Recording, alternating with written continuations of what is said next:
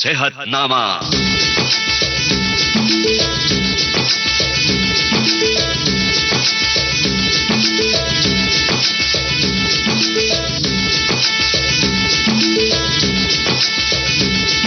दोस्तों नमस्ते, मैं हूं अमरकांत। आज सेहतनामा प्रोग्राम में हम एक बहुत ही महत्वपूर्ण विषय पर बात करने वाले हैं। आज हम बात करेंगे नेत्रदान की। ये एक ऐसा दान है जो निश्चित रूप से सभी दानों में सबसे बड़ा दान कहा जा सकता है, क्योंकि आंखों की रोशनी किसी को देना यानी उसको एक ऐसी नेमत दे देना कि उसकी जिंदगी संवर जाए। अगर किसी ने कभी दुनिया देखी ही नहीं है और उसको आपकी आंखों से दुनिया देखने मिल रही है, तो सोचिए ये कितनी बड़ी बात होगी। तो आज इस विषय पे बात करने के लिए हमने आमंत्रित किया है नेत्र रोग विशेषज्ञ डॉक्टर निमेश मेहता जी को, जिनका अपना एक आई बैंक भी है। इस महान कार्य में बहुत शिद्दत के साथ डॉक्टर साहब लगे हुए हैं। चिकित्सा के साथ साथ इस नेत्रदान से जुड़े सारे कामों में डॉक्टर साहब सतत प्रयासरत रहते हैं। डॉक्टर साहब, विविध भारती के स्टूडियो में आपका बहुत बहुत स्वागत है। Thank you. सबसे पहले तो आपसे ये जानना चाहूंगा, और लोग भी हमारे जितने श्रोता हैं वो जो सुन रहे हैं, उन तक ये जानकारी पहुंचाना शायद जरूरी है कि अगर हम सिर्फ मुंबई की बात करें तो कितने लोग अंधत्व के शिकार हैं, या पूरे देश की बात करें तो कितने लोग इस नेत्र ज्योति से, जिनके किस्मत में ये नेत्र ज्योति नहीं है, और कितने आवश्यकता है, कितनी पूर्ति होती है। ये कोई आंकड़े अगर आपके पास हों तो थोड़ा इस पर प्रकाश डालें। सबसे पहले मैं डॉक्टर निमेश मेहता विविध भारती का आभारी हूं कि ये एक अच्छे टॉपिक पे मुझे चर्चा करने के लिए और जानकारी देने के लिए बुलाया है। अगर ऐसे कार्यक्रम बहुत होते रहेंगे तो डेफिनेटली मुंबई में से क्या, इंडिया में से क्या, पूरे वर्ल्ड में से ब्लाइंडनेस इरेडिकेशन बहुत जल्द हो सकता है। मान लीजिए भगवान ने आपको दो अनमोल रत्न दिए हैं, आपकी दो आंखें जिसकी कोई कीमत ही लगाई नहीं जा सकती है, और ये आपकी दो आंखें दो विजुअली ब्लाइंड पेशेंट्स को रोशनी का महादान दे सकते हैं। तो ये अनमोल दान, मैं कहूँगा कि सबसे महादान, अनमोल दान है वो नेत्रदान है। और नेत्रदान अगर हम सब लोग करें तो यहाँ से ब्लाइंडनेस इरेडिकेशन आराम से हो सकता है। आपको आंकड़े की बात बताओ तो पूरे भारतवर्ष में 3.5 करोड़ लोग जिनकी रोशनी नहीं है, और ऐसे 3.5 करोड़ लोगों में से जिनको जरूरी है, ऐसे 1 करोड़ से भी ज्यादा लोग हैं जिसको हम रोशनी इस कॉर्नियल ट्रांसप्लांट, ये नेत्रदान के माध्यम से हम दे सकते हैं। और दुख की बात यह है कि जहां पे रिक्वायरमेंट 1-1.5 करोड़ की है, वहां पे हमें मिलते हैं कितने, सिर्फ हजारों की संख्या में आंखें। आपकी बात बिल्कुल सही है। बहुत सी दिक्कतें हैं, चाहे वो लोगों में जागरूकता की बात हो, या लोगों में अपनी एक परंपरा को लेके या रूढ़िवादिता को लेके बातें हों, लोगों तक सही मैसेज ना पहुंचने की बात हो, ये सारी बातें हैं। क्या ऐसा भी होता है हर तरह के नेत्रहीन लोगों को ये नहीं दिया जा सकता? यस, नहीं दिया जा सकता है। आपको बताऊं कि आंख जो है एक कैमरा के माफिक है, जहां पे आगे एक पारदर्शक लेयर होता है जिसे बोलते हैं कॉर्निया। सबसे पहला जो लेयर होता है जहां से रोशनी शरीर के अंदर आती है, वो कैमरा का बाहर का जो लेंस होता है, बाहर का जो फोकसिंग लेंस होता है, उसे हम कॉर्निया कहते हैं। उसके बाद अंदर एक लेंस होता है जिसको हम क्रिस्टलाइन लेंस बोलते हैं, जो रोशनी को और अच्छी तरह से अंदर फोकस करे, जैसे कैमरा के अंदर का लेंस होता है वो। और तीसरा होता है आंख के पीछे रेटिना होता है, वो कैमरा के अंदर जो रोल होते हैं या आजकल चिप होती है, उसके वजह से ब्रेन तक वो इमेज पहुंचती है।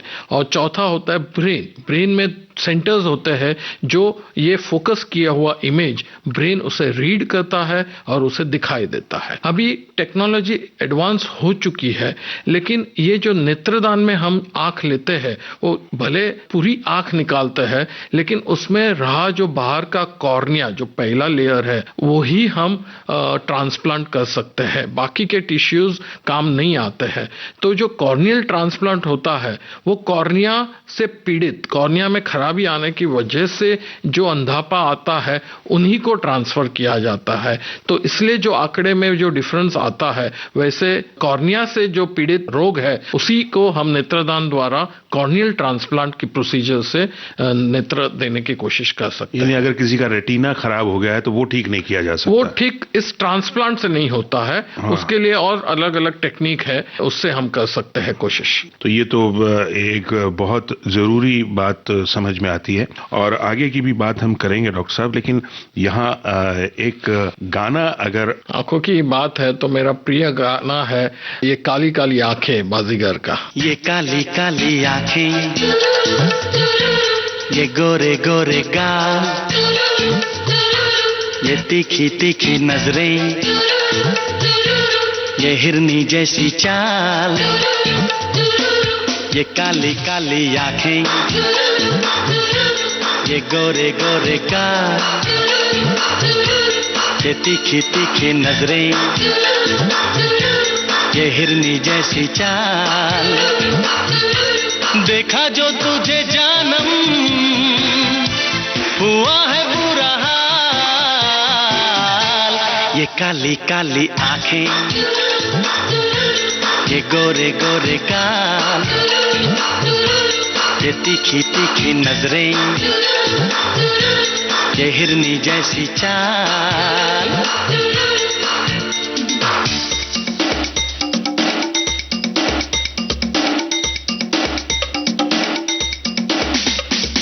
मैं मिला, तू मिली, तू मिली, मैं मिला, मैं मिला, तू मिली, तू मिली, मैं मिला, दुनिया जले तो जले, प्यार करेंगे तुझ पे मरेंगे, धक धक दिल ये करे। हाँ।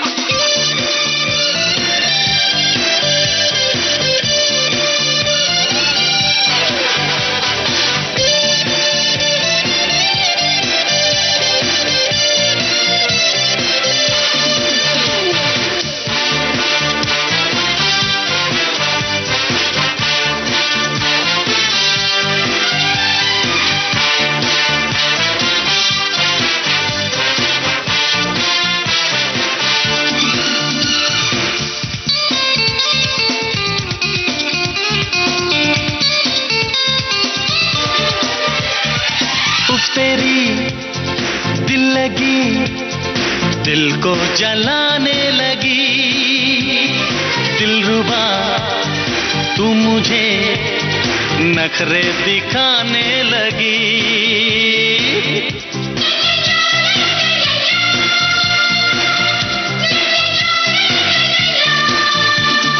गैरों की बाहों में इठला के जाने लगी, ये तेरी बेरुखी मुझको सताने लगी। छोड़ो जी छोड़ो सनम, जिद अपनी छोड़ो सनम, नाजुक है दिल ये मेरा, दिल को ना तोड़ो सनम, दिल को ना तोड़ो सनम। ये लंबी लंबी रातें आकर ले मुलाकातें, जाने क्यों दिल ये मेरा तेरा ही होना चाहे। गुस्से में लाल ना कर ये गोरे गोरे गाल, ये काली काली आंखें, ये गोरे गोरे गाल, ये तीखी तीखी नजरें, ये हिरनी जैसी चाल।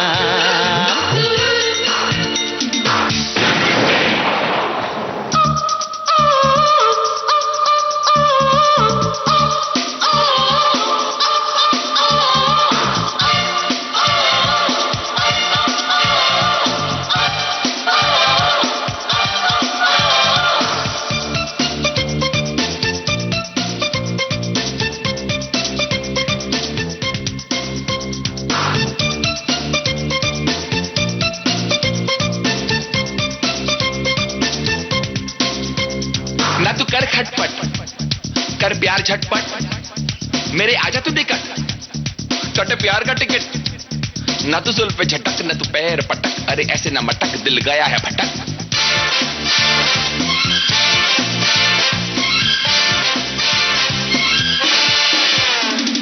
चेहरे पे तेरे सनम लैला की है शोखियां, हीर से बढ़ के है आंखों की ये मस्तियां।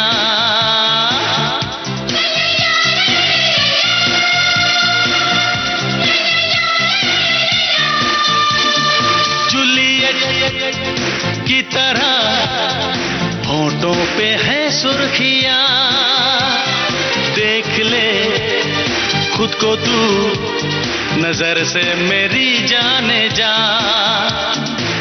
देखी जो तेरी यादा मैं फिदा हो गया, सीने से लग जा जरा, जीने का आए मजा, जीने का आए मजा।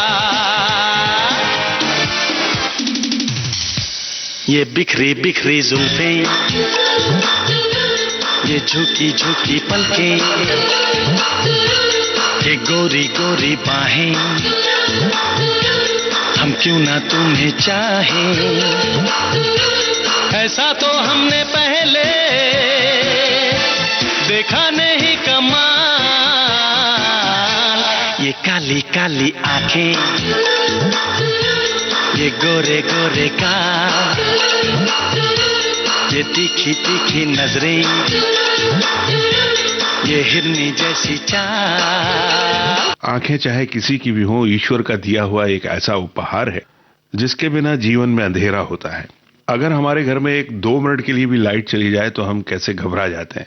आपके एक छोटे से प्रयास से रोशनी आ जाए, सवेरा हो जाए तो कितना अच्छा हो। डॉक्टर साहब, आप क्या समझते हैं, इस तरह की जो मुहिम है, ये जो सफल बनाने के लिए क्या प्रयास होने चाहिए, लोगों में किस तरह से जागरूकता लाई जा सकती है? सबसे पहले मैंने बताया कि ये एक दान है, तो जिसमें ये दान करने की मेंटालिटी हो, वो सभी लोग मोटिवेट हो सकते हैं और ये दान कर सकते हैं।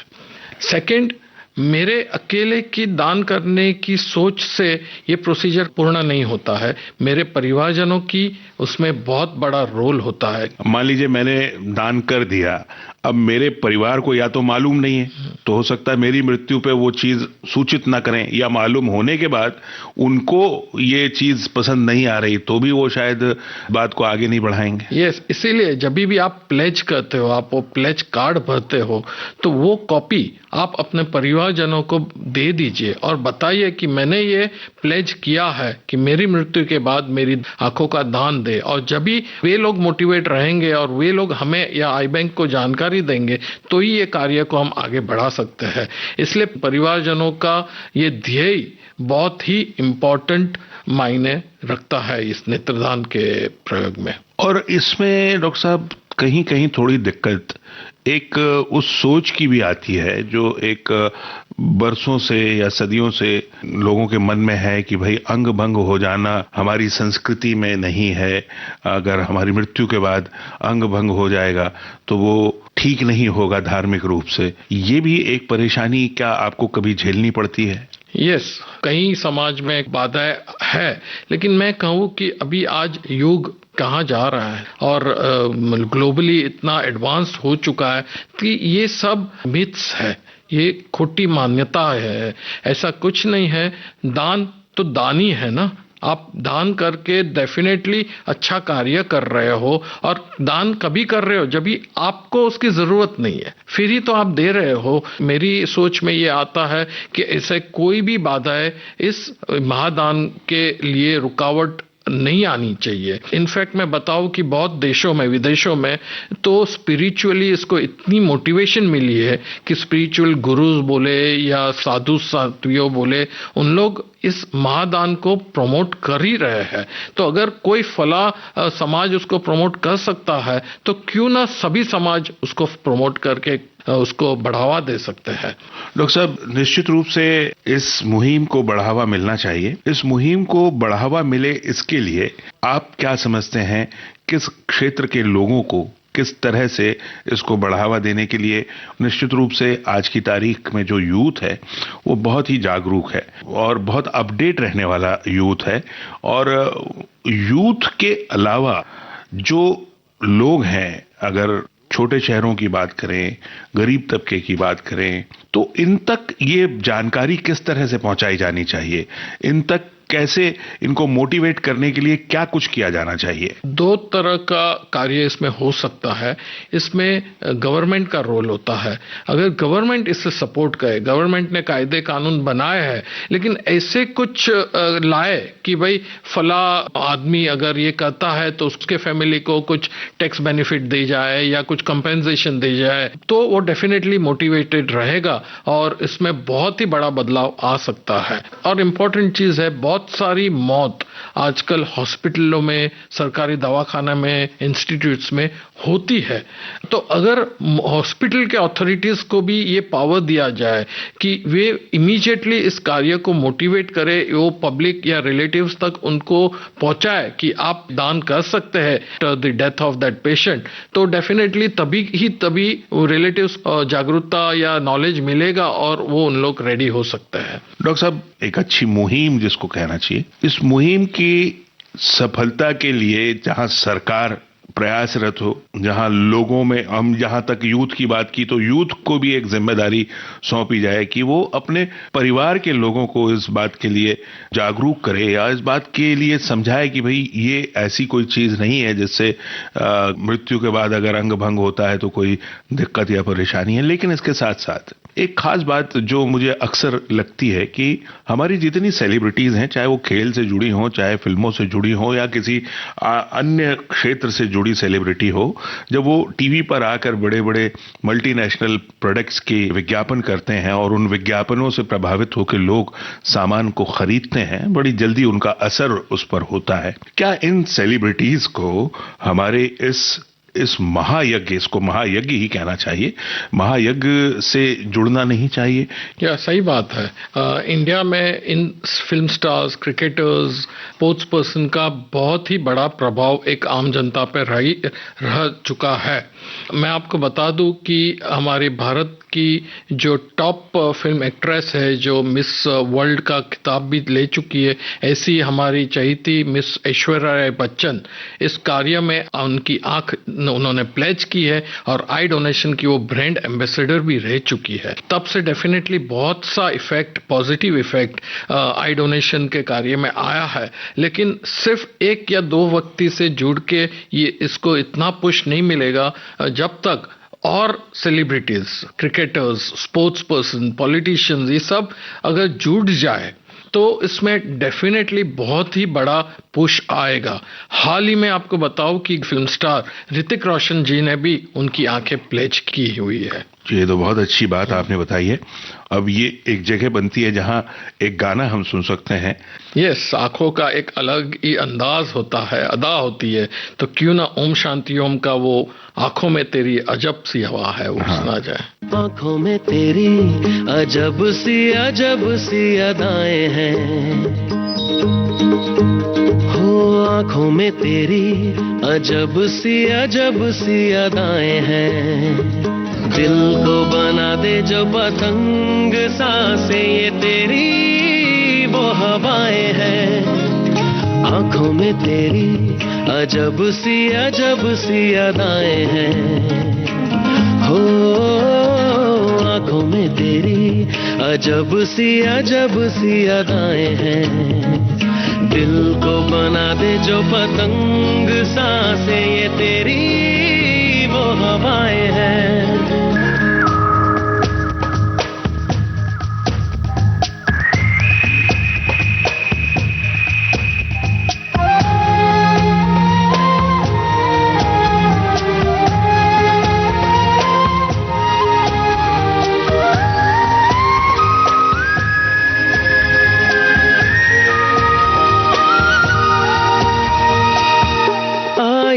ऐसी रात है जो बहुत खुश नसीब है, चाहे जिसे दूर से दुनिया वो मेरे करीब है। कितना कुछ कहना है फिर भी है दिल में सवाल कहीं, सपनों में जो रोज कहा है वो फिर से कहूँ या नहीं। आंखों में तेरी अजब सी अदाएं हैं, हो आंखों में तेरी अजब सी अदाएं हैं। दिल को बना दे जो पतंग सांसें ये तेरी वो हवाएं हैं।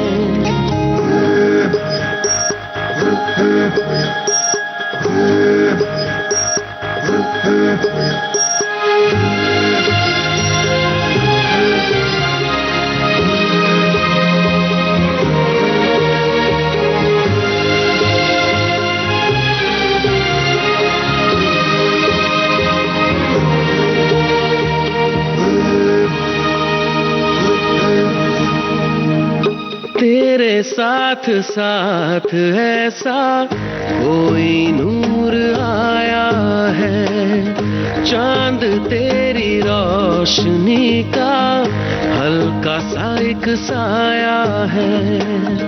तेरी नजरों ने दिल का किया जो हशर, असर ये हुआ अब इनमें ही डूब के हो जाऊं पार, यही है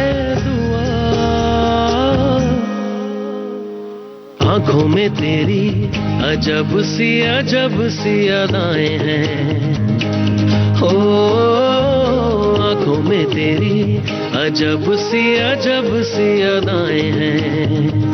दिल को बना दे जो पतंग सांसें ये तेरी वो हवाएं हैं।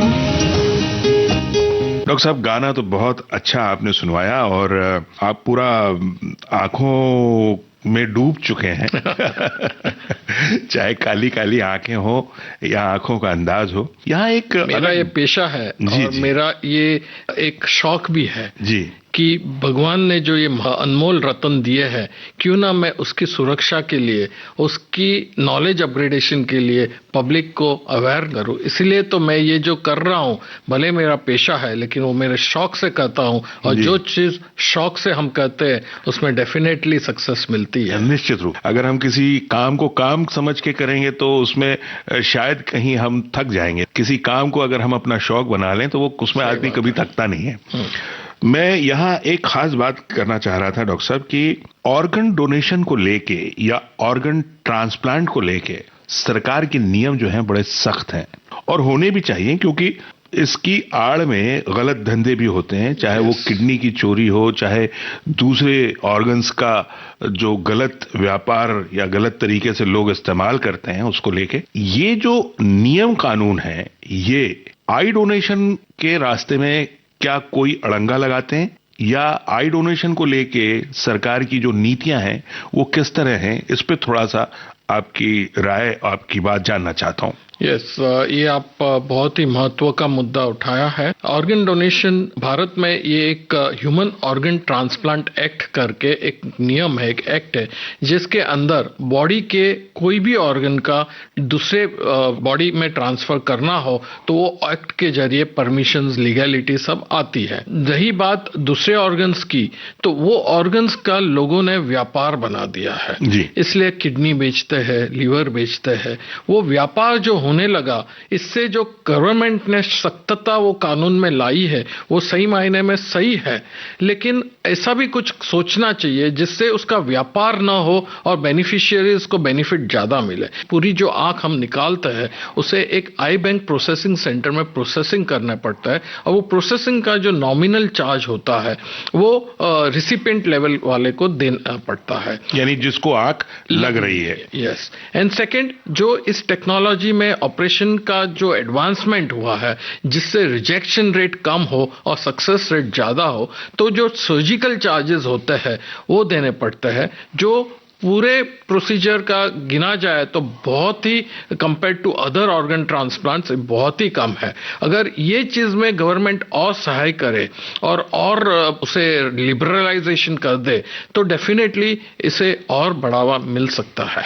आप किस तरह की रियायतों की बात करते हैं? जो प्रोसेसिंग फीस होती है वो अगर गवर्नमेंट पूरे सब्सिडाइज कर दे तो जो प्रोसेसिंग चार्जेस लगते हैं आई बैंक को मेंटेन करने में वो कम हो जाता है। और सेकंड, जो सर्जिकल चार्जेस लगते हैं, आजकल जो टेक्नोलॉजी रहती है जिसके जो ऑपरेशन करने के लिए surgical instruments, hi tech machines, diamond keratomes, वो सब लगते हैं, तो अगर वो भी महंगे इंस्ट्रूमेंट्स आते हैं उसमें भी हमें कोई सब्सिडी मिले कि भाई ऐसे ऑपरेशंस के लिए डेफिनेटली गवर्नमेंट हेल्प करेगी, पूरा प्रोसीजर या तो फ्री भी हो सकता है या नॉमिनल चार्ज में हो सकता है। यहाँ एक और भी बात उठती है डॉक्टर साहब, जैसे आपने कहा कि दूसरे जो ऑर्गन्स होते हैं उनमें कई तरह की धांधली भी होती है जो बिकते हैं, जिनको खरीदा जाता है, बेचा जाता है। यहाँ आंख के मामले में खरीदना बेचना भले ही न होता हो, लेकिन कहीं ना कहीं एक पक्षपात की बात तो आती है। क्या ऐसा होता है कि एक गरीब आदमी जिसको आंख की जरूरत है, वहीं एक दूसरा आदमी जो गरीब नहीं है, जो उस पूरे ऑपरेशन का या उस सारे प्रोसीजर का पैसा दे सकता है, लेकिन पहला नंबर उस गरीब आदमी का है, तो क्या उसको इसलिए नहीं दी जाएगी आंख क्योंकि खर्च वो नहीं उठा सकता? नहीं, आजकल बहुत से एनजीओज आई डोनेशन प्रोसीजर को सपोर्ट करते हैं। गवर्नमेंट भी थोड़ी बहुत रियायत दे रही है वो प्रोसीजर में, इसलिए ऐसा आज तक सुनने में नहीं आया है। First come first waiting list के मुताबिक से ही ये प्रोसीजर चलता है। कोई कारण से वो पेशेंट ना बोले कि नहीं मैं नहीं पहुंच सकता हूं, क्योंकि ये 24 घंटे के अंदर या मैक्सिमम 48 आवर्स के अंदर हमें ऑपरेशन करना पड़ता है। तो अगर वो पेशेंट रेडी नहीं है तो हम उसके बाद वेटिंग लिस्ट में जो नंबर है उसको बुला के हम ये प्रोसीजर करते हैं। एक अच्छी बात यहाँ पे बताओ कि अभी ये प्रोसेसिंग सेंटर्स जो डेवलप हो गए हैं उससे हम वो जो कॉर्निया को प्रोसेस करके 1 हफ्ते तक स्टोर कर सकते हैं, यानी 1 हफ्ते का टाइम दे सकते हैं। अगर वो 1 हफ्ते में पेशेंट ना बोले तो फिर उसके बाद वाले पेशेंट को हम चांस दे सकते हैं। जैसे आपने कहा कि पेशेंट रेडी नहीं है मतलब मेडिकली रेडी नहीं है। यस, यानी उसमें उसको ट्रांसप्लांट करने के लिए जो उसकी शारीरिक क्षमताएं हैं वो इस समय अलाउ कर रही हैं या नहीं? यस, ये आपका कहना है। एक ये है, दूसरा अगर एक आंख उसकी अच्छी है और एक आंख से उसका काम चल रहा है और ऑपरेशन के बाद उसको कम से कम 45 डेज तक संभाल लेनी पड़ती है। अगर वो डेली वेजेस पे काम कर रहा है और उसकी रूटीन लाइफ डिस्टर्ब होती है और उसे टाइम चाहिए थोड़ा, तो उसके लिए वो रिजेक्ट कर सकते हैं। अगर वो पेशेंट रिजेक्ट ना बोले तो ही हम दूसरे पेशेंट को चांस देते हैं। डॉक्टर साहब, अब जैसे हम ये बात निकली ही है कि पेशेंट रेडी हो या ना हो मेडिकली, तो ये पूरा जो आंखों का जो प्रत्यार्पण, आंखों का जो ये ट्रांसप्लांट होता है, इसकी पूरी जो प्रोसीजर होती है शुरू से आखिर तक किस तरह से होती है, क्या होती है, इस पे जरूर मैं चाहता हूं कि आप थोड़ी सी रोशनी डालें कि ताकि लोगों को समझ में आए कि ये किस तरह का काम है, क्या है, और उसको समझ लें तो शायद और उसके बारे में जागरूक हो सकें। यस, सबसे पहले मैं आई डोनेशन का प्रोसीजर आपको बता दूं कि जैसे ही कोई डेथ होता है तो उसे उनके रिलेटिव्स को इमीडिएटली नजदीकी आई बैंक को इन्फॉर्म करना है, और वो आई बैंक की पूरी टीम 24/7 रेडी रहती है। वो क्योंकि 3 घंटे के अंदर डेड बॉडी में से आंख निकालनी पड़ती है। अब ये 3 घंटे के अंदर अगर इन्फॉर्म नहीं करते हैं तो वो चांस मिस हो जाता है, इसलिए 3 घंटे के अंदर हमें आंख निकालनी है। आंख निकालने की जो प्रोसीजर है वो एकदम ही शॉर्ट एंड सिंपल प्रोसीजर है, 15 मिनट का काम है, और इस तरह से वहाँ वो डॉक्टर्स आंख निकालते हैं कि मालूम भी ना पड़े कि वो आंख पूरी इंटैक्ट निकाल देते हैं, उसमें ना ब्लड लॉस होता है, ना कोई कटकुट होता है, कोई कटिंग या कोई कट दिखता नहीं है, और पूरी आंख निकालने के बाद वहां पे गॉज स्वॉब्स लग देते हैं जिससे आंख में कोई खड्डा या ऐसा कोई डिफॉर्मिटी ना दिखे। इतना ध्यान रखना है कि 3 घंटे के अंदर लेना है। सर के नीचे 2 पिल्लो रख के बॉडी को रखना है। सर के ऊपर, बॉडी के ऊपर पंखा न चलाए, ज्यादातर वातानुकूलित या एसी रूम में बॉडी को रखे तो वो कॉर्नियाज हेल्दी की हेल्दी रह सकती है। डॉक्टर साहब, यहाँ एक बात जरूर पूछना चाहूंगा कि डेथ के बाद इन्फॉर्म करते हैं इन्फॉर्म करने के बाद डेड बॉडी को लेकर जाया जाता है या डॉक्टर अपनी टीम के साथ वहां आता है, ये थोड़ा सा क्लियर कर दें। डॉक्टर अपनी टीम के साथ जहां डेड बॉडी है, हॉस्पिटल में है, मॉर्ग में है या घर पे है, वहीं पे टीम आता है, वहीं अपने रीति रिवाज के हिसाब से रखा हो, वहीं पे से हम आंख निकालने के लिए पूरी टीम आती है। यहाँ आपने लेकिन एक बात और कही कि जैसे वातानुकूलित एयर कंडीशन हो, लेकिन अब हर जगह तो ये संभव होता नहीं डॉक्टर साहब। कहने का मतलब कि ओपन स्पेस में न रखे, सनलाइट से आंख कॉर्निया ड्राई हो जाती है, इसलिए ड्राई ना हो वो केयर लेनी होती। इसलिए सिर्फ आप पंखे, ऊपर का पंखा बंद कर दीजिए और बंद रूम के अंदर रखे, आंखों का ड्राइनेस ना हो। और आंखों के ऊपर एक कॉटन पीस या कॉटन रुमाल को गिला करके आंख को बंद करके उसके ऊपर रखेंगे तो वो भी काफी होता है, ताकि उसमें नमी बनी रहे।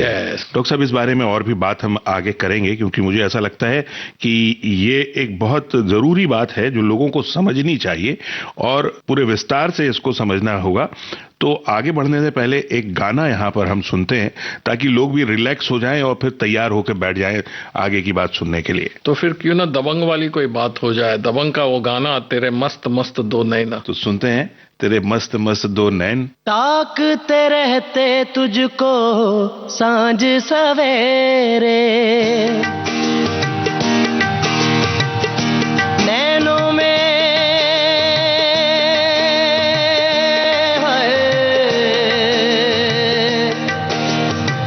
नैनों में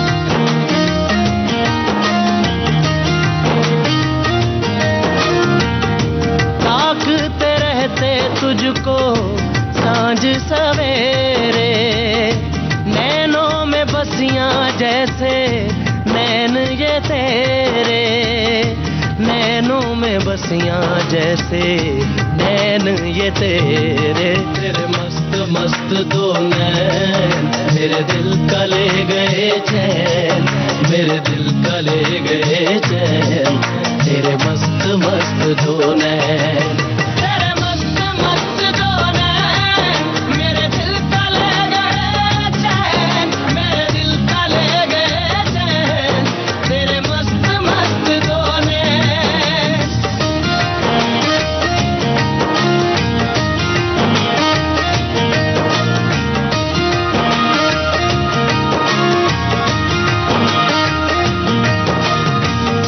पहले पहल तुझे देखा तो दिल मेरा धड़का है, धड़का धड़का है।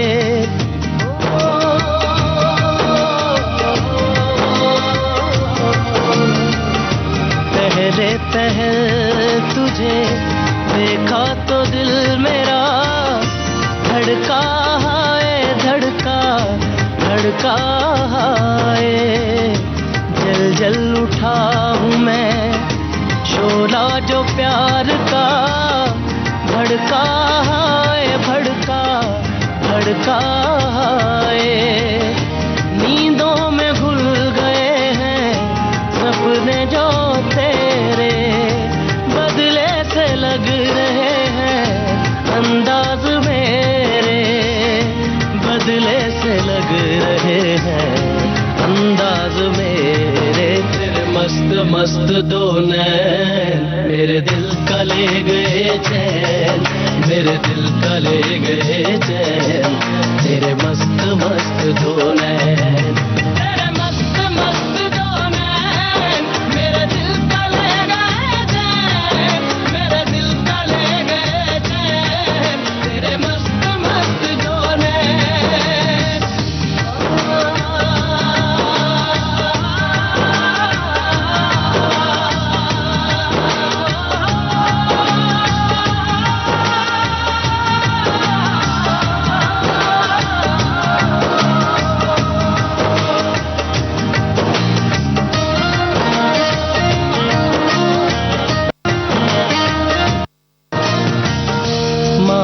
बेआब सा दिल ये बेताब सा तड़पा जाए तड़पा जाए।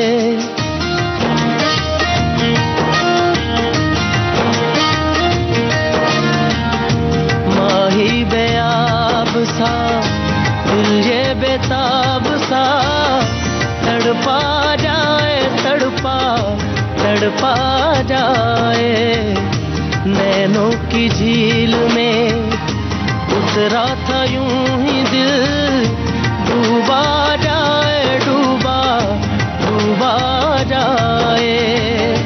होशो हवास अब तो होने लगे हैं हम भी दीवाने तेरे होने लगे हैं हम भी दीवाने तेरे होने लगे हैं। तेरे मस्त मस्त दो नैन मेरे दिल का ले गए चैन मेरे दिल का ले गए चैन तेरे मस्त मस्त दो नैन ताकते रहते तुझको सांझ सवेरे।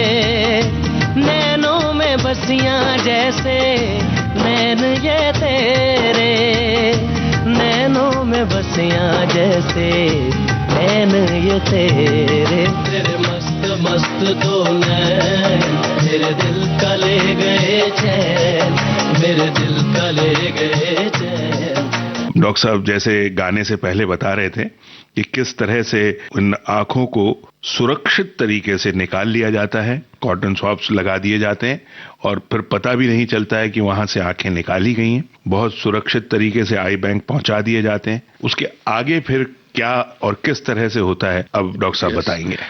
आई बैंक में एक बार आंख आती है तो उसको पहले पूरी तरह से स्टेराइल क्लीन करते हैं। उसके बाद उसकी क्षमता दिखी जाती है कि कॉर्निया में थिकनेस कितनी है, कॉर्निया हेल्दी है कि नहीं, वो सब टेक्निकली इवेल्युएट करता है। फिर उसमें से जो मेन पार्ट है जो ट्रांसप्लांट करना होता है जिसको हम बोलते हैं कॉर्निया, वो कॉर्निया को निकालते हैं और निकाल के उसे प्रॉपर क्लीन करके उसे स्टोरेज मीडियाज में रखते हैं। अलग अलग तरह के स्टोरेज मीडियाज होते हैं जिसमें 24 घंटे तक रख सकते हैं, 48 आवर्स तक रख सकते हैं और अभी फिलहाल ऐसे मीडियम्स आए हैं जिसमें एक हफ्ते तक वो स्टोर किए जाते हैं।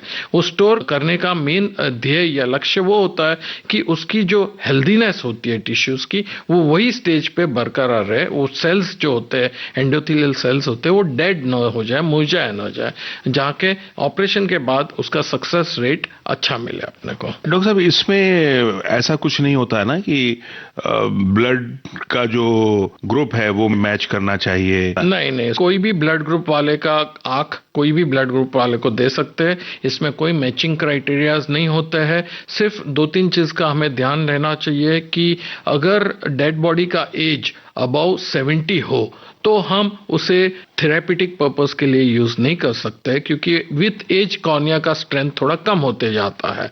सेकंड, जो डेड है उनमें अगर कोई इम्यून सिस्टम डिजीज होते हैं, इम्यूनोलॉजिकल डिजीज होते हैं जैसे कैंसर, एड्स या ऐसे कोई होते हैं तो हम वो कॉर्निया अगेन थेरेपेटिक यूज के लिए यूज नहीं करते हैं क्योंकि उसका रिजेक्शन रेट बढ़ जाता है। मैं यहाँ आपसे ये भी जानना चाहूंगा, मोतियाबिंद से ऑपरेट की गई आंख को भी आगे यूज किया जा सकता है? जी बिल्कुल। अगर मोतिया ऑपरेशन के वक्त कोई कॉर्निया में डैमेज नहीं हुआ है, जो आजकल विथ लेटेस्ट टेक्नोलॉजी संभवतः कम हो जाती है, तो डेफिनेटली कोई मोतियाबिंद नहीं, आंख के पर की गई कोई भी प्रोसीजर वाली आंखें का भी दान हो सकता है और दान के बाद उसका यूटिलाइजेशन भी हो सकता है। डॉक्टर साहब ये जो जानकारी लोगों तक पहुंच रही है आज विविध भारती के माध्यम से, आप जो ये बातें बता रहे हैं निश्चित रूप से बहुत ही उपयोगी बातें हैं। यहाँ कॉर्नियल ट्रांसप्लांट जो ये ऑपरेशन होता है इससे जुड़ी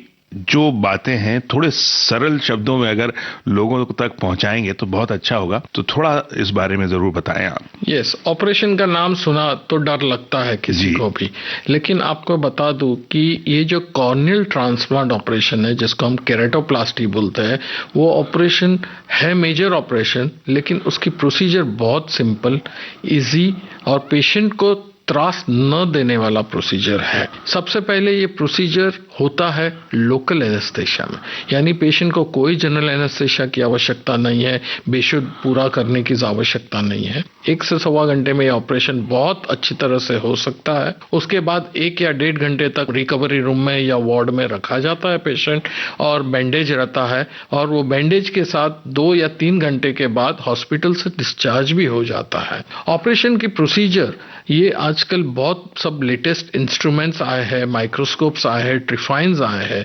जिससे ऑपरेशन की सरलता पेशेंट को त्रास कम दे, सर्जन्स को भी अच्छा काम करने की ताकत दे और रिजल्ट अच्छा मिले। उस हिसाब से ये पूरा ऑपरेशन होता है। ऑपरेशन के कई प्रकार होते हैं, पार्शियल लेमेलर केराटोप्लास्टी बोलते हैं, फुल थिकनेस केराटोप्लास्टी बोलते हैं। डिपेंड्स ऑन पेशेंट की कॉर्निया में क्या क्या खराबी है, उस हिसाब से वो कॉर्नियल ट्रांसप्लांट किया जाता है। लेकिन कोई भी प्रोसीजर करे तो उसका टोटल ऑपरेशन से डिस्चार्ज होने के बाद फाइनल रिकवरी 45 to 50 डेज में वो पेशेंट को देखने लायक स्थिति में हम रख सकते हैं। एक ही चीज जो टेक्नोलॉजिकली तो हम अच्छा करते हैं, लेकिन बॉडी का जो रिजेक्शन पावर होता है कि ये एक बाहर की पदार्थ है उसके बॉडी के लिए, तो जो रिजेक्शन पावर होता है दैट इज एनीबॉडीज गेस, किसको हो सकता है, किसको कम ज्यादा मात्रा में हो सकता है। लेकिन उसके लिए भी अभी अच्छे अच्छे सब आई ड्रॉप्स और दवाइयाँ आई है, जिसे हम वो दे के सक्सेस रेट ऑलमोस्ट 95 to 99% तक हम उसको दे सकते हैं, और 45 to 50 डेज के अंदर वो पेशेंट देखने लगता है। अच्छा, ऑपरेशन के बाद इसमें न तो बेड रेस्ट रहता है, एक बार बैंडेज निकाल दिया दूसरे या तीसरे दिन के बाद फिर उसे आई ड्रॉप्स पे रखते हैं। वो आई ड्रॉप्स के साथ पेशेंट नॉर्मल वॉकिंग, ईटिंग, खाना पीना, चलना सब कुछ कर सकता है। यस, थोड़ी परहेज लेनी पड़ती है कि आंख में कचरा न जाए, लगे नहीं, इसीलिए कोई भी प्रोटेक्टिव ग्लासेस उसे पहनना है जी। इतनी अच्छी ये प्रोसीजर्स हो गई। अब एक बार फिर हम बात करेंगे उस मोटिवेशन की, लेकिन उस मोटिवेशन से पहले एक सुरीला गाना जरूर यहाँ बनता है। सुरीला से बात हुई तो क्यों ना सुरीली आंखें वाले सुना है तेरी आंखों में, वीर फिल्म का ये गाना। सुरीली अखियों वाले सुना है तेरी अखियों से बहती है नींदें, और नींदों में सपने, कभी तो किनारे पे उतर मेरे सपनों से, आजा ज़मीं पे और मिल जा कहीं पे, मिल जा कहीं।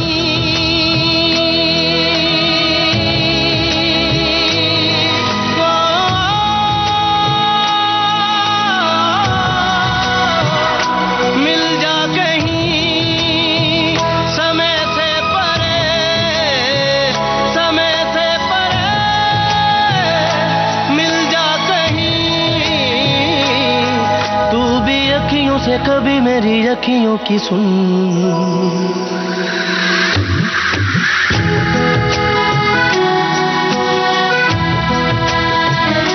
सुरीली अखियों वाले सुना है तेरी अखियों से।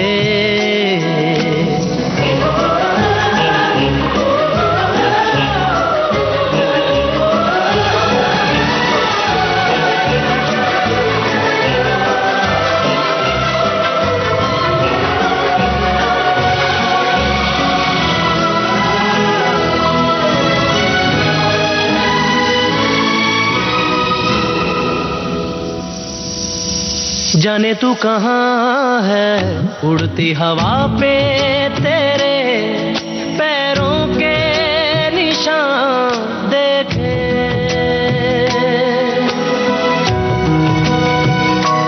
जाने तू कहाँ है उड़ती हवा पे, तेरे पैरों के निशान देखे। ढूंढा है ज़मीन फलक पे, सारे आसमां देखे। मिल जा कहीं समय से परे, समय से परे, मिल जा कहीं। तू भी अखियों अखियों की सुन. Every time I look into your eyes, I see my paradise. The stars are shining right up in the sky, painting words of desire. Can this be real? Are you the one for me? You've captured my mind, my heart, my soul. Now I know you're the one I'm waiting for. Every time I look into your eyes, I see my paradise. The stars are shining bright up in the sky, painting words of desire. ओट में छुपके देख रहे थे चांद के पीछे पीछे थे.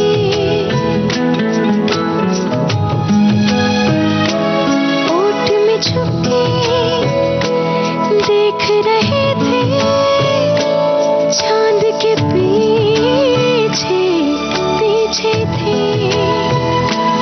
सारा जहां देखा देखा ना आँखों में, पलकों के नीचे थे. आंचल कहीं समय से परे, समय से परे चल दे कहीं. तू भी अखियों से कभी मेरी अखियों की सुन.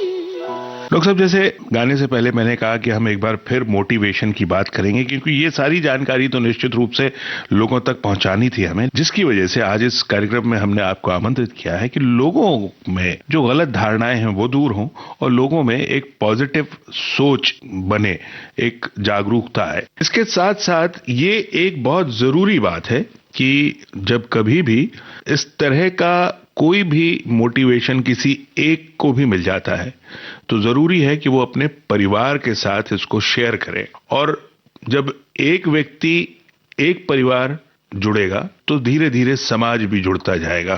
तो ये जो शुरुआत है अपने परिवार से होनी जरूरी है. सही बात है. तो डॉक्टर साहब, इस जगह पर अभी आगे और कोई ऐसी बात अगर आप को लगता है कि नेत्रदान से जुड़ी या नेत्र रोग से जुड़ी कोई ऐसी बात जो लोगों तक पहुंचनी चाहिए, आप बताएं. देखिए, इसको बढ़ावा देने के लिए बहुत से यहाँ पे बिजनेस रिलेटेड ट्रेड फेयर्स होते हैं, बिजनेस को बढ़ावा देने के लिए एक्टिविटीज करती है. अगर इस सभी एक्टिविटीज का कुछ परसेंटेज अगर तय किया जाए कि हम इसका कुछ परसेंटेज प्रॉफिट आई डोनेशन या चक्षुदान के लिए देंगे तो डेफिनेटली उसको एक पुश मिलेगा. नॉट ओनली ट्रेड फेयर्स, समाज के फंक्शंस होते हैं, बहुत ज्ञातियों के फंक्शंस होते हैं, सभी का एक थीम दिया जाए कि I donation is our theme. तो सभी में गवर्नमेंट भी उसे सपोर्ट कर सकती है. मैसेज बहुत ही ज़्यादा गुना में एक ही स्पॉट में स्प्रेड हो सकता है. एंड अवेयरनेस के लिए जो मैंने बताया, ऐसे डूज एंड डोंट्स के सर्कुलर्स छपवा के लोगों को जानकारी देते रहें, बहुत ही इजी हो जाएगा इसे मोटिवेट करने के लिए. और जब तक पब्लिक मोटिवेट नहीं होगी इसको बढ़ावा नहीं मिल सकता. लहर जो है वो पूरे देश में दौड़ेगी. तो इस जगह पे डॉक्टर साहब अभी एक गाना जरूर बनता है, गुलाबी आंखें जो तेरी देखी, द ट्रेन फिल्म का गाना. गुलाबी आंखें जो तेरी देखी, शराबी ये दिल हो गया. संभालो मुझको ओ मेरे यारो, संभलना मुश्किल हो गया.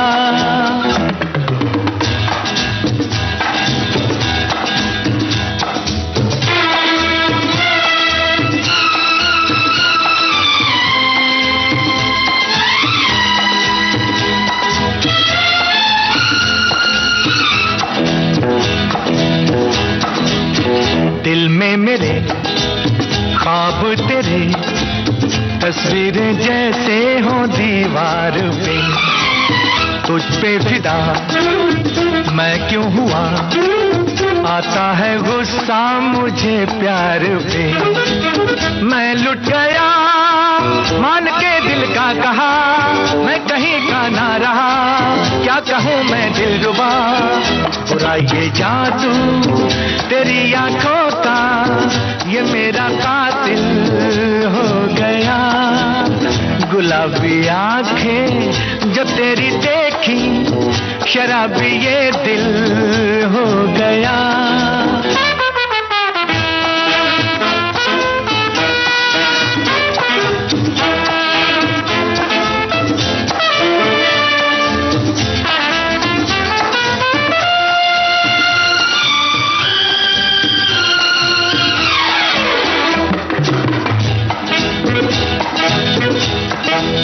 मैंने सदा चाहा यही, दामन बचा लूं हसीनों से मैं, तेरी कसम ख्वाबों में भी बजता फिरा नाज़नीनों से मैं। तौबा मगर मिल गई तुझसे नजर, मिल गया दर्दे जिगर, सुन जरा ओ बेखबर, जरा सा हंस के जो देखा तूने, मैं तेरा बिस्मिल हो गया। गुलाबी आंखें जो तेरी देखी, शराबी ये दिल हो गया। संभालो मुझको ओ मेरे यारो, संभलना मुश्किल हो गया। गुलाबी आंखें जो तेरी देखें, आंखें देखकर और आंखों से देखकर, दोनों बातों में बड़ा सुख मिलता है। आप इस सुख को खुद महसूस करते हैं, खुद उठाते हैं, लेकिन इस सुख को बांटिए। अपने सुख को बांटने से कहते हैं कि सुख और बढ़ता है और दुख बांटने से कम होता है। अब इस सुख को अगर आप बांटने की प्रतिज्ञा लेते हैं, शपथ लेते हैं, तो एक वक्त में आप 2 लोगों तक इस सुख को बांट सकते हैं। अगर आपने ऐसा किया तो यकीन मानिए, ईश्वर की दृष्टि में भी और समाज की दृष्टि में भी आप बहुत ऊंचा कद पाएंगे। तो डॉक्टर निमेश मेहता जी, मैं जो ये बात कर रहा था अभी, नेत्रदान से जुड़ी या लोगों को सुख बांटने से जुड़ी, इसमें कहीं आपको कोई अड़चन महसूस होती है, कोई और किसी और तरह की सामाजिक दिक्कत या लोगों की सोच से जुड़ी दिक्कत या सरकार की कोई नीतियों से जुड़ी दिक्कत या किसी और तरह की कोई प्रैक्टिकल प्रॉब्लम आपको लगती है यहाँ? नहीं, क्योंकि एक बहुत सिंपल चीज मैं कहता हूं कि अगर मैं कोई आदमी को 100 रुपया देता हूं तो वो 100 रुपया उसके खिसे में जाता है, वो एक परिवार या एक व्यक्ति को लाभार्थ होता है। लेकिन यहाँ पे अगर मैं मेरी आंखें दान करता हूं तो 2 परिवार, 2 व्यक्ति को उसका बेनिफिट मिलता है। तो क्यों हम एक तीर और 2 पक्षी वाला काम हम सभी लोग, आम जनता, मेरी अपील है पब्लिक से कि हम सब अगर धारे तो ये ब्लाइंडनेस इरेडिकेशन 11 ही दिन में इंडिया में से निकाल सकते हैं। इतना फास्ट और इतना अच्छा ये प्रोसीजर है, सिर्फ अपनी सोच बदलनी है, हमें करना है। ये मैं नहीं कहता हूं कि लोगों को नहीं करना है, लेकिन लोगों को सही दिशा नहीं मिल रही है। मेरे जैसे बहुत कलीग्स इस कार्य में जुटे हुए हैं, अगर सभी लोग ये कार्य को इतना बढ़ावा दे, इतना पुश दे कि ये आम पब्लिक, एक कॉमन मैन की पब्लिक के माइंड में ये सेट कर जाए कि नहीं, मुझे करना ही है, मैं कुछ करूं या ना करूं, मेरे जाने के बाद मेरी दोनों आंखों का दान करना है। अगर ये कर दे तो ये दुनिया कितनी खूबसूरत है, वो पूरा देश, पूरा समाज और पूरा ग्लोब उसे देख सकता है। जिसके पास नहीं है वो उसने बहुत मिस किया हुआ है। इतनी खूबसूरत भगवान की जो रचना है सृष्टि, उसे देखने की चांस जिसे नहीं मिला है, वो मेरा एक सिंपल कार्य, मुझे सिर्फ हाँ कहना है, वो हाँ से मैं ये सुंदर कार्य, भगवान की ये सुंदर रचना 2 अंध व्यक्ति को आराम से दे सकता हूं। और डॉक्टर साहब, आपके इस कार्य को निश्चित रूप से हम सलाम करते हैं। आप जो काम कर रहे हैं, ये चिकित्सा से जुड़ा एक काम अपनी जगह पे है, लेकिन ये एक चिकित्सा से ऊपर का काम है। ये एक सामाजिक सरोकार से जुड़ी ऐसी बात है जिसे एक महायज्ञ कहना चाहिए, और इस महान यज्ञ के आप पुरोधा हैं, आप उसमें काम कर रहे हैं। ये हमारे लिए बेहद खुशी की बात है कि आज विविध भारती में आप यहाँ पर हमारे साथ हैं। अब इस बातचीत का कहीं ना कहीं कोई सकारात्मक असर हमारे श्रोताओं पर भी पड़ेगा और उनके जरिए ये बात और भी लोगों तक पहुंचेगी? मैं जहां पे भी जाता हूं मैं बैचेस देता हूं कि I have pledged my eyes, have you? अगर ये बैच अगर हम सभी लोग लगाए तो आई थिंक ये मैसेज बहुत इजीली स्प्रेड हो सकता है और सब लोग मोटिवेट हो सकते हैं। आइए हम, आप और सभी लोग ये आई डोनेशन प्लेज करते हैं और अपनी ये 2 अनमोल रत्न 2 पीड़ित व्यक्तियों को दान में देते हैं जब भी हमारे कोई काम का नहीं है। हम आपसे विदा लेते हैं डॉक्टर साहब। विविध भारती में आने के लिए बहुत बहुत शुक्रिया और आपने जो बातें कही हैं वो निश्चित रूप से बहुत ही अनमोल हैं।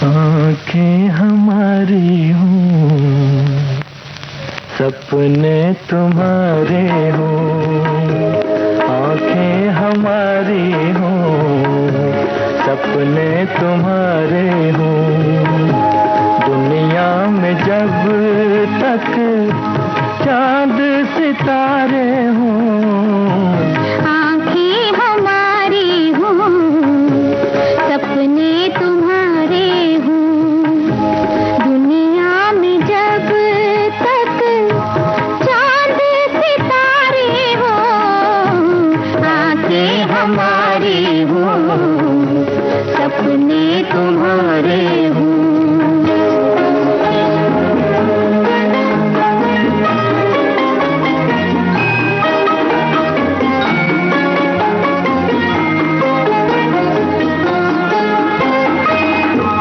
लाख ज़माने के मौसम बदले, ना तुम बदलो ना हम बदले।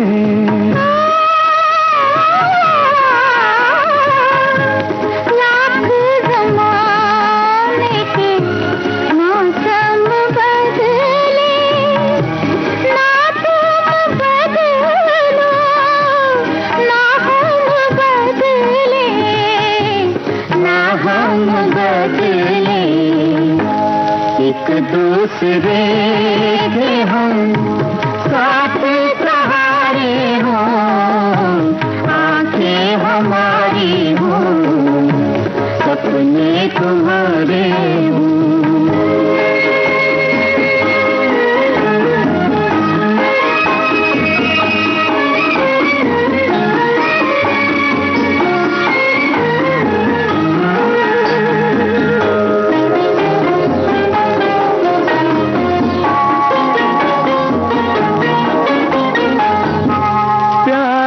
भरा ये जादू न टूटे, कोई हमारे ख्वाब न लूटे।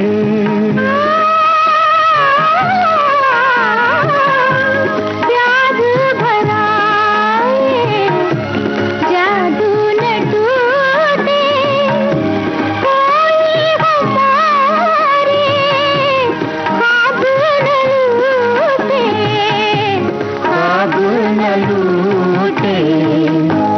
सब कुछ दुनिया का ख्वाब हमारे हों, आँखें हमारी हों, सपने तुम्हारे हों।